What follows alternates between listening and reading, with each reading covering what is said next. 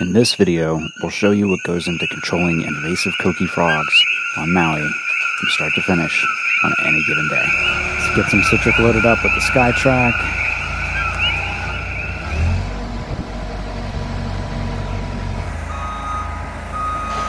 At the hydrant, mixing citric acid solution.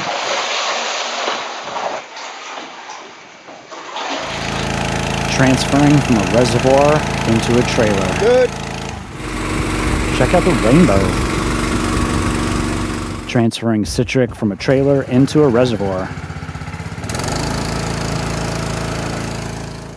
Clearing a fence line to put some citric pipeline in.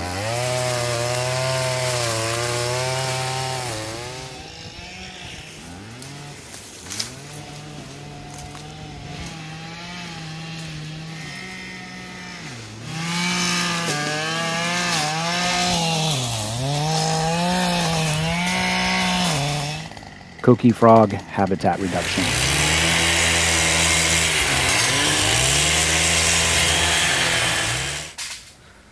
Clearing the trail so we can get to where the frogs are.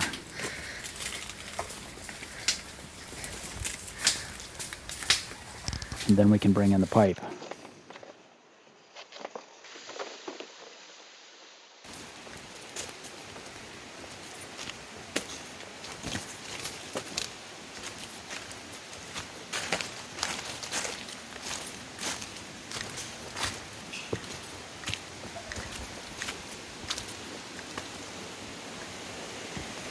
Constructing citric acid delivery pipelines.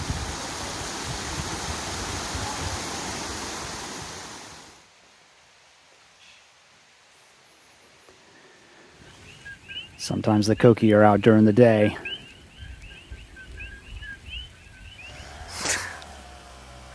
Spray during the day. You know where they are.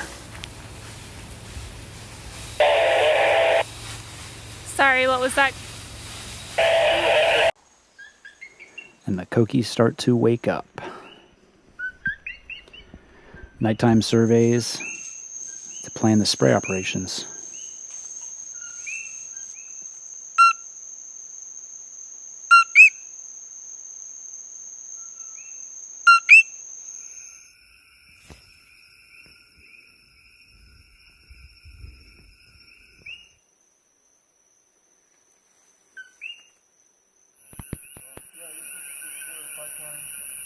Continues on. The rest of this is kind of keeping grass. Not that anything, so anything down here.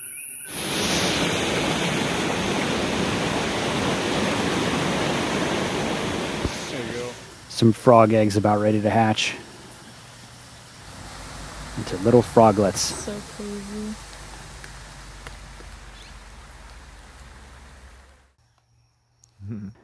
Getting ready to spray for the nighttime.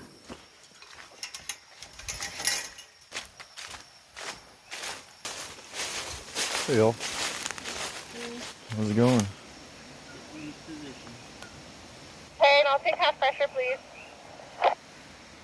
Half pressure.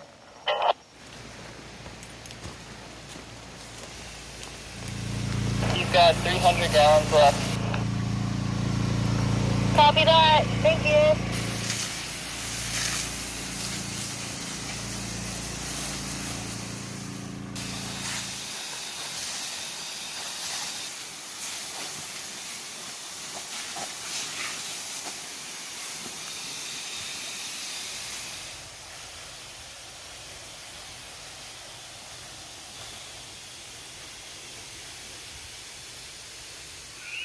We've got one spray team working Mackay.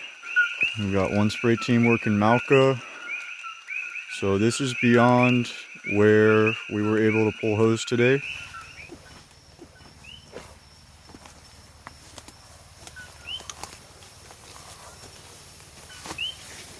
We're spraying for the calling male coqui frogs, also for the juvenile keiki eggs and females that don't make any vocalizations.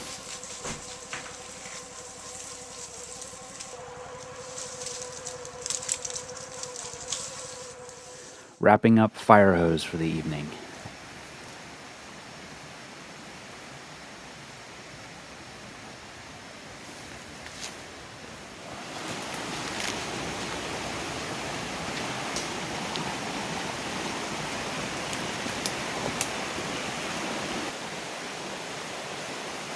hiking out.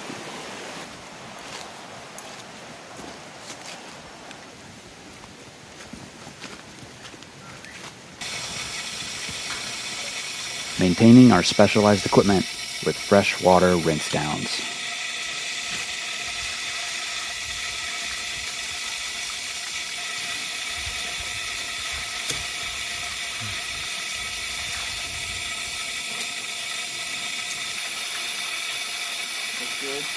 Awesome.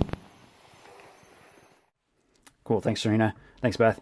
All right, so we're going to talk about coqui frogs on Maui, and we're going to cover a lot, so we're just going to go here. The main concern that affects most people is the sound. So their sound can get up to 80, 90 decibels.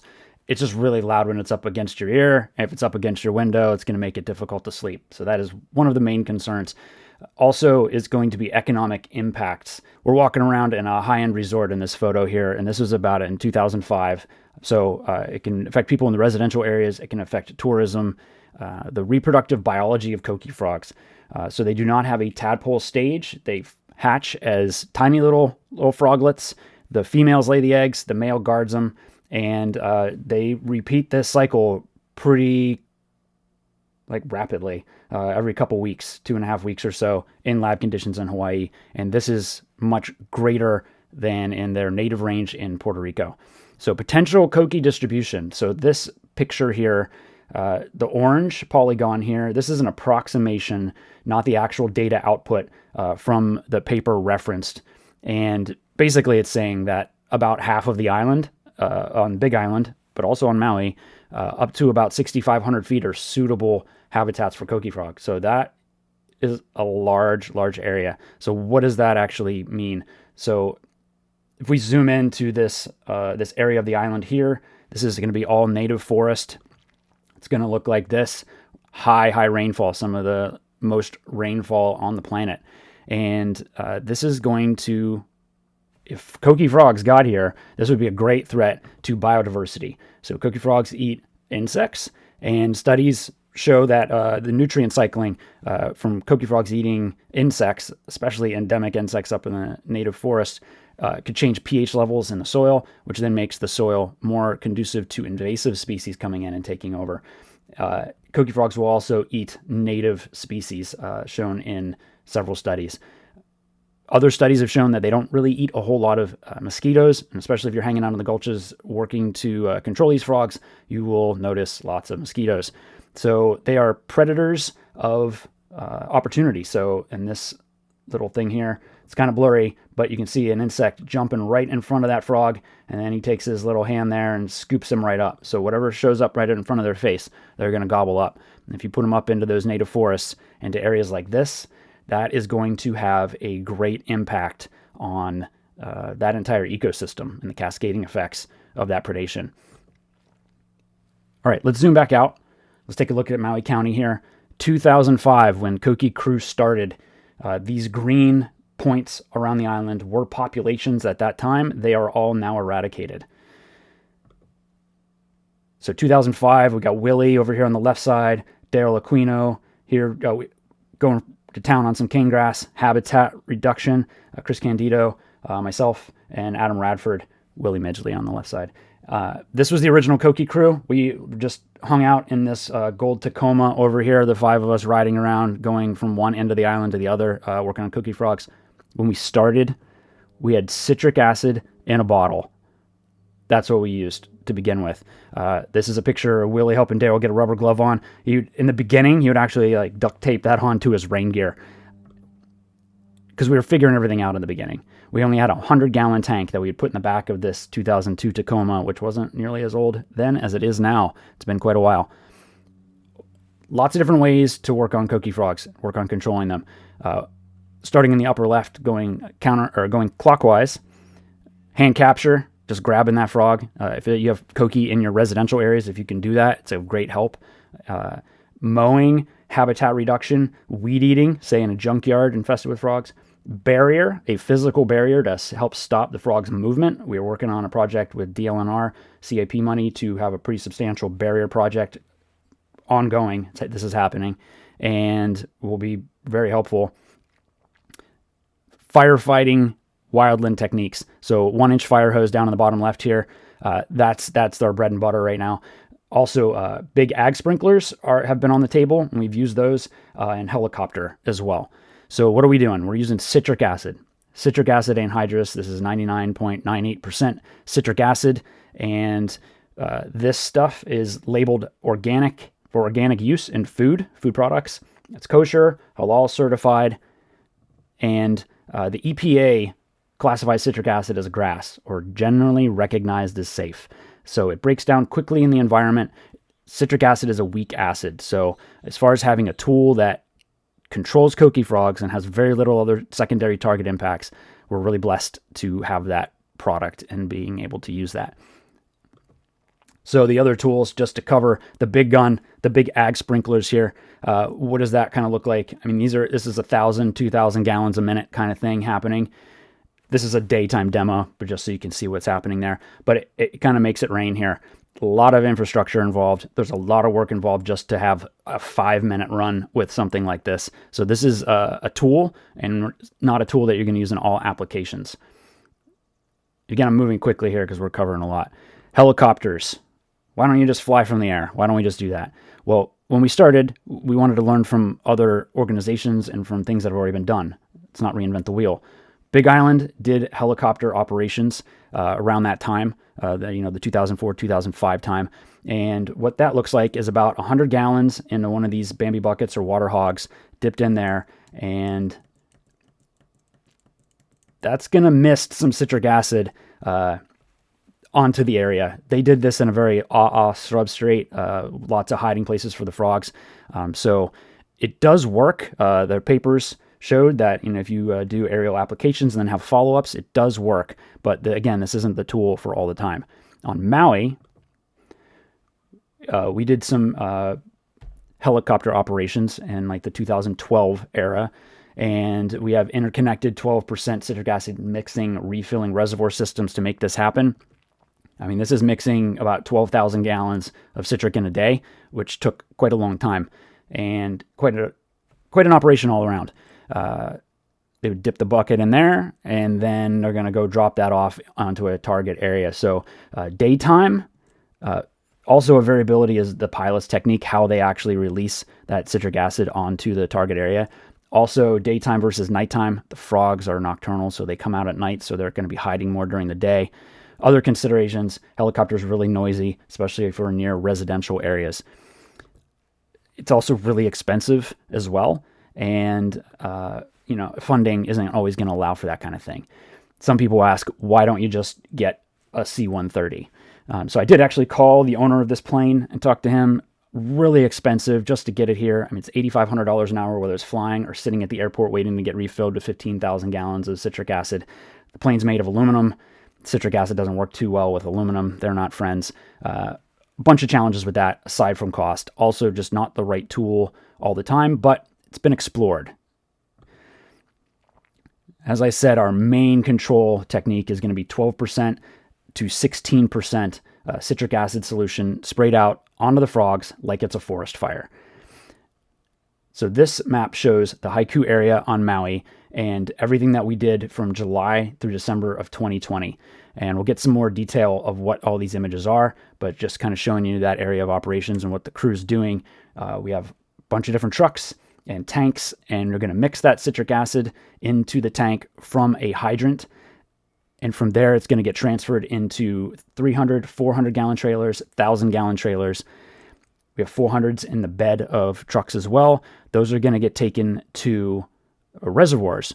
And in those reservoirs, in places, they're strategically located where the frogs are and where we need that citric to be. In big gulches, sometimes we have to rappel down in. Here's MISC manager Adam Radford rappelling down into Maliko Gulch, which is a large gulch, to get that pipe down in so that we can get the citric to where it needs to go.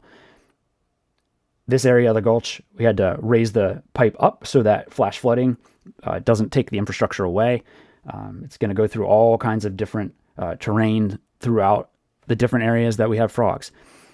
So sometimes the pipe's going to go off a cliff, and we have to take a different route down there. You have shutoff valves, different ways of kind of managing all of this infrastructure.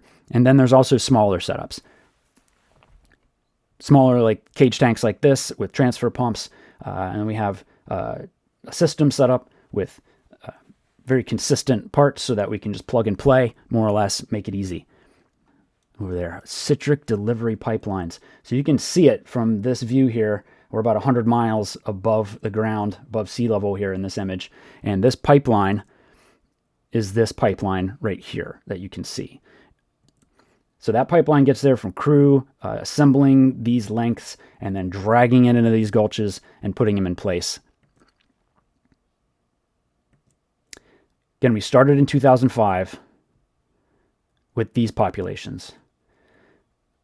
At the end of 2020, this is where we're at. So green is eradicated, low density of Coqui is yellow, medium, orange, and high is red.